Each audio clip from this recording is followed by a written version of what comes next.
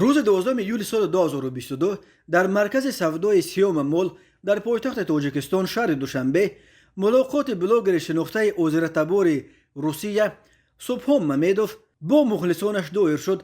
ممیدوف برای 7 نفر از آنهایی که به این ملاقات آمدن به پول تقدیم کردن تلفن‌های آیفون را وعده داده بود. در نتیجه شانس ملاقات با بلاگر شناخته و همزمان بریدن آیفون در سیوم مال بیش از 6000 نفر جمع آورد. در ویدیویی که خود بلاگر در اینستاگرام استوریز نشر کرد و سپس در پهنای اینترنت پخش شد، دیده می شود که با وجود هوای خیلی گرم در سیوم مال ازدحام بزرگ اساساً جوانان و نورسان جمع شدند و هر کدام آنها تلاش دارند که خود را به ستاره اینستاگرام برای دریافت آیفون هرچی نزدیکتر کنند.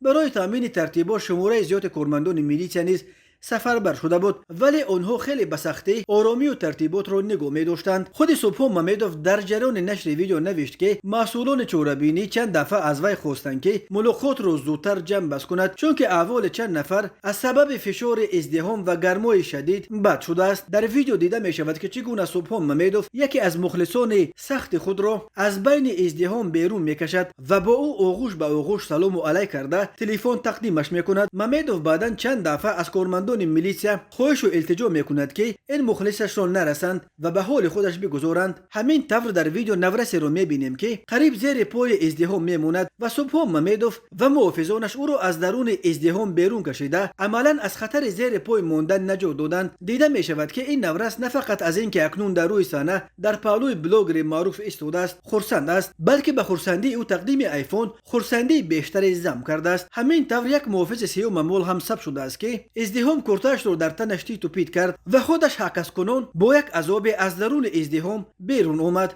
در عموم در هفته این ملاقات سبحان ممیدوف 7 تلفن آیفون را تقدیم کرده است، اما بازدید سبحان ممیدوف از دوشنبه تنها با ملاقات با مخلصان و تقدیم 7 آیفون خلاصه نشده است.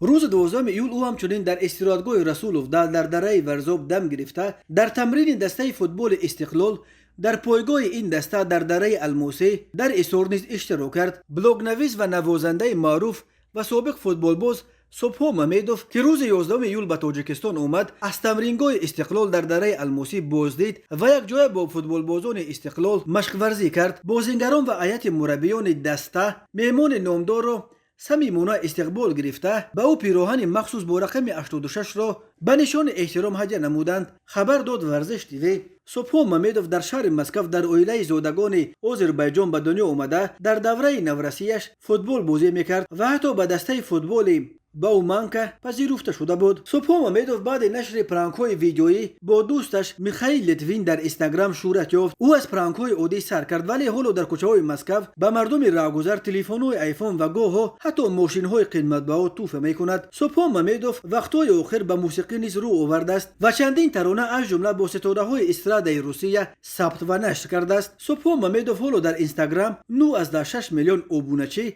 و در یوتیوب قریب 1.2 میلیون ابونچی دارد.